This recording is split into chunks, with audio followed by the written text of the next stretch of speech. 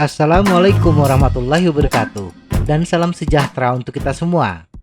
Sepeda terbaik adalah sepeda yang kamu miliki saat ini. Kutipan ini diadaptasi dari senior saya di kampus, seorang maestro fotografi Indonesia, Bang Arbain Rambe. Kamera terbaik adalah kamera yang Anda punyai saat ini. Dalam dunia persepedaan, sepeda hanyalah sebuah alat. Sehebat apapun sepedamu, secanggih apapun drivetrain yang terpasang, hanya akan bermakna bila ditunjang oleh kemampuan bersepeda yang baik. Sepeda murah, tetapi tidak murahan, bila dirawat dan disesuaikan dengan kondisi rute bersepeda dan kemampuan bersepeda yang andal, tidak kalah dengan sepeda yang mahal. Tetapi kita juga harus maklum, sepeda murah pastinya memiliki batasan tertentu. Bagaimana kita memahami karakter sepeda kita dan bagaimana menyesuaikannya dengan rute bersepeda kita adalah kunci sukses untuk bersepeda dengan nyaman.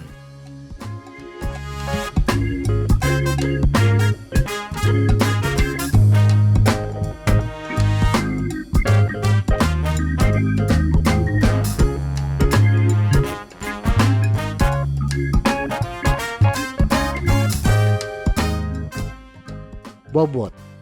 Bagaimanapun, sepeda yang murah biasanya terbuat dari bahan high-ten atau baja atau aluminium. Tetapi tidak semua sepeda berbahan baja dan aluminium murah. Sepeda Surly dengan bahan baja kromoli atau sepeda dengan bahan aluminium seri 7 adalah perkecualian dari sepeda murah. Sepeda dengan bahan baja dan aluminium memiliki bobot yang lebih berat dibandingkan sepeda karbon dan titanium. Sepeda yang paling ringan yang diizinkan oleh UCI adalah 6,8 kg dan sepeda federal saya beratnya 17 kg. Memang akan terasa perbedaannya bila kecepatan sepeda rendah. Tetapi semakin cepat sepeda, persentase perbedaan kebutuhan power akan semakin mengecil bila di jalan datar. Tetapi ketika menghadapi tanjakan, karena rata-rata kecepatan rendah, maka hampir bisa dikatakan bobot total naik 2 kg akan menambah kebutuhan power sebesar 2,5% untuk semua kecepatan yang mungkin ditanjakan. Jadi, sepeda murah dengan bobot yang berat lebih cocok digunakan di jalan datar dengan kecepatan rata-rata di atas 20 km per jam. Semakin cepat, semakin mengecil perbedaannya dengan sepeda mahal atau bobot ringan. Gear ratio.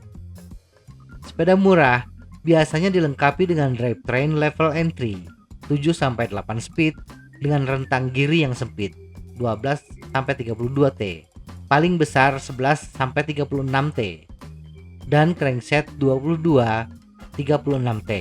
Low gear untuk ban 27,5 inci sebesar 16,8 inci.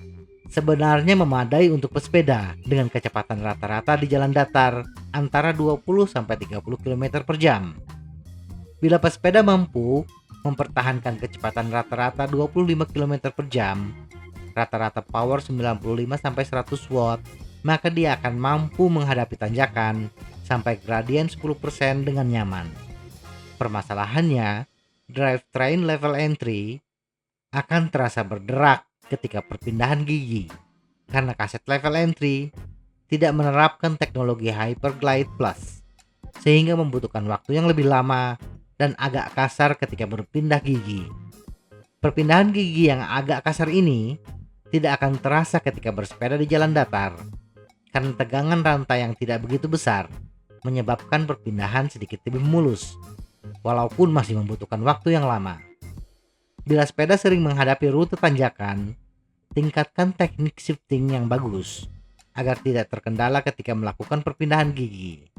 Sedangkan untuk jalan datar, bila memungkinkan, ganti kaset dengan rentang gear yang lebih sempit, misalnya 11-28 T, karena step antar sprocket lebih sempit yang memudahkan ketika berpindah gigi.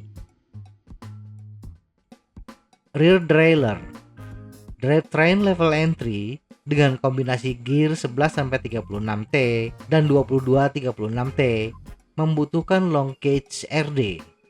Cage RD yang panjang ditambah dengan RD yang tidak menerapkan teknologi shadow ketika menghadapi medan off-road yang kasar seperti jalan makadam dan sering melakukan drop rintangan di atas 20 cm, membuat RD terguncang hebat dan berpotensi terbentur permukaan jalan atau chainstay.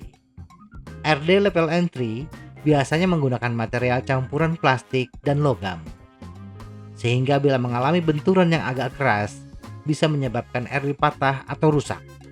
Tetapi permasalahan tersebut tidak akan dialami pesepeda bila jalur bersepedanya relatif mulus, seperti jalan aspal di pegunungan.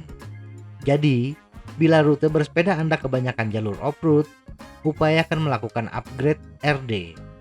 Dan untuk menghemat biaya, jangan ubah speed drivetrain agar tidak perlu mengganti shifter dan rantai.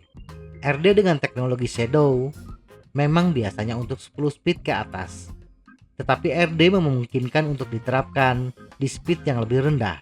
Yang terpenting adalah kaset dan shifter memiliki speed yang sama. Tetapi bila sepeda hanya digunakan di rute yang relatif mulus, tidak ada pengaruhnya menggunakan RD shadow. Jadi gunakan yang ada saat ini. Rem. Sepeda murah saat ini rata-rata sudah menggunakan rem cakram, walaupun masih menggunakan rem cakram mekanik. Memang kinerja rem cakram mekanik tidak sebagus rem cakram hidrolik. Perbedaan kedua sistem rem ini terletak di tenaga yang digunakan untuk menarik tuas rem. Bila kita perhatikan, kemampuan giring sepeda murah yang akan nyaman untuk tanjakan dengan gradien di bawah 10%. Itu artinya kita akan menghadapi turunan yang tidak begitu curam. Turunan sedang ini, rem cakram mekanik cukup andal. Bila menghadapi turunan yang panjang, posisikan duduk pesepeda lebih ke belakang dengan sadal yang rendah. Ini akan membantu menurunkan laju sepeda. Upayakan menggunakan kanvas rem yang bagus bila rute bersepeda kebanyakan turunan panjang. Sedangkan untuk rute datar, tidak ada masalah sama sekali. Bahkan cukup dengan menggunakan V-brake.